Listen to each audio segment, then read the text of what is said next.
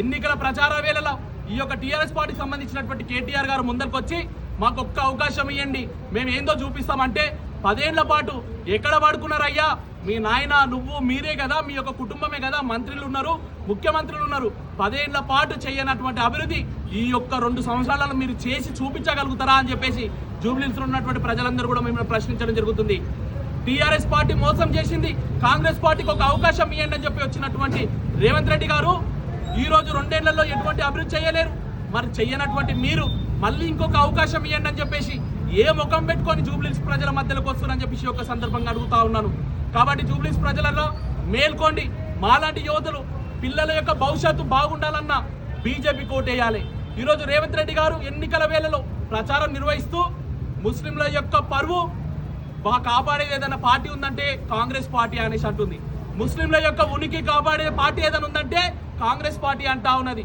Congress party అంటేనే ముస్లిం, ముస్లిం అంటేనే Congress party అంటా ఉంది. 1,00,000 ఓట్లు ఉన్నటువంటి ముస్లింలకే మీరు అంత ఉత్తాస పలుకుతుంటే మరి 3 లక్షల ఓట్లు ఉన్నటువంటి హిందువులు ఏం కావాలని చెప్పేసి ఒక సందర్భంగా అడుగుతా ఉన్నాము. ఎంఐఎం పార్టీ యొక్క మోచేతి నీరు తాగుతున్నటువంటి ఈ కాంగ్రెస్ పార్టీని పర్మనెంట్ గా భూస్థాపితం చేయాలి. వాళ్ళు మతతత్వ పార్టీ, వాళ్ళు మతతత్వంలో విద్వేషిస్తున్నటువంటి పార్టీ కాంగ్రెస్ పార్టీ. కాబట్టి ఆ 2 పార్టీలని సమాధి చేయాల్సినటువంటి బాధ్యత ఇక్కడ ఉన్నటువంటి ఓటర్ మహాశయాలకు ఉన్నది. రాబోయే రోజులలో భారతీయ జనతా పార్టీ అధికారంలోకి వస్తూ ఉంది.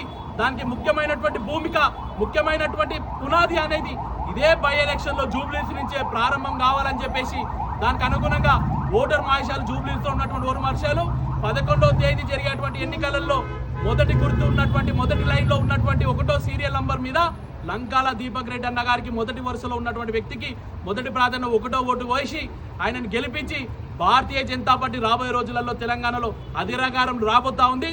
దానికి ముఖ్యమైనటువంటి భూమిక పునాది జూబ్లీహిల్స్ నుంచే వచ్చిందని చెప్పేసి గర్వంగా మనం అందరం కూడా తెలియజేసుకోవాలని చెప్పేసి ఒక సందర్భంగా మీకు తెలియజేస్తూ దయచేసి చెప్తా ఉన్నాం, అందరూ బయటికి రండి, ఓట్లు వేయండి. హిందువులంతా కూడా జాగృతం కావాలి, హిందువులంతా కూడా ఒకతాటిపైకి రావాలి.